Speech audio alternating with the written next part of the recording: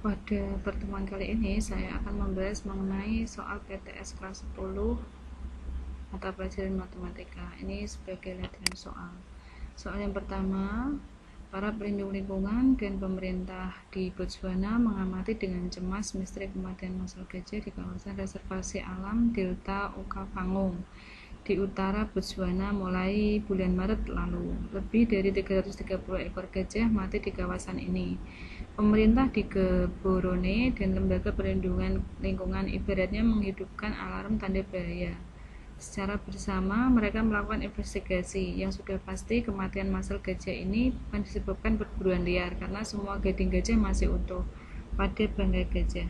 Juga opsi kematian keracunan antraks sudah ditepis. Setelah penelitian beberapa bulan, biang geraknya ditemukan, yakni racun yang diproduksi cyanobacteria dalam sumber air yang diminum hewan ini. Kemungkinan besar jadi penyebab kematian ratusan gajah di Botswana dan negara tetangga Zimbabwe di Afrika Selatan. Pertanyaannya adalah, jika 100 pasang gajah dalam waktu 1 tahun dapat melahirkan 2/4 ekor anak gajah, maka berapa pasang gajah yang harus dikawinkan agar populasi gajah kembali normal 2 tahun kemudian? Pembahasannya, di sini setiap 100 pasang akan bisa menghasilkan melahirkan anak 2/4. Nah, kita hitung 22/4 yaitu adalah 16. Nah, selama 2 tahun berarti dia akan menghasilkan dari 100 pasang adalah 32. Populasi awal yaitu 330 gajah. Jadi 330 kita bagi menjadi 32, karena 32 itu adalah dari 100 pasang tadi bisa melahirkan 32 ekor. Nah, di sini diperoleh 10,31. Nah, karena jumlah pasangan gajahnya adalah menghasilkan 32 tadi adalah per 100, maka 100 kali 10,31 yaitu 1031 pasang gajah yang harus dikembangbiakkan agar populasi kembali normal dalam waktu 2 tahun. Kemudian soal nomor 2, sini bisa disimak perkembangan bayi. Walaupun terdapat perubahan setiap minggunya, tahapan perkembangan bayi dalam kandungan umumnya dibagi ke dalam beberapa trimester atau periode 3 bulan.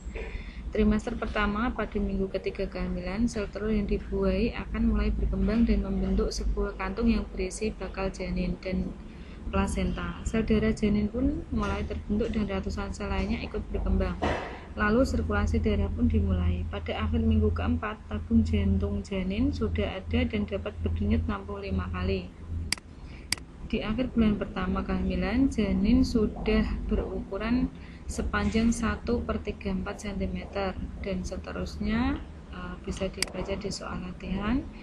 Pertanyaannya adalah, apabila ukuran bayi pada saat dilahirkan adalah 55 cm, pernyataan berikut yang benar adalah, di sini pernyataannya adalah berupa ukuran panjang janin. Maka kita lihat pembahasan. Sini